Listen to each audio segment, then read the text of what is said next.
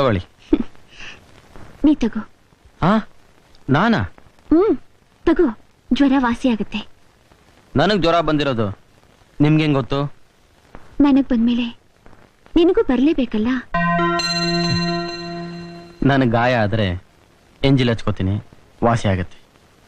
ಜ್ವರ ಬಂದ್ರೆ ನನ್ನ ತಾಯಿ ಕಷಾಯ ಕೊಡಿಸ್ತಾಳೆ, ವಾಸಿ ಆಗುತ್ತೆ.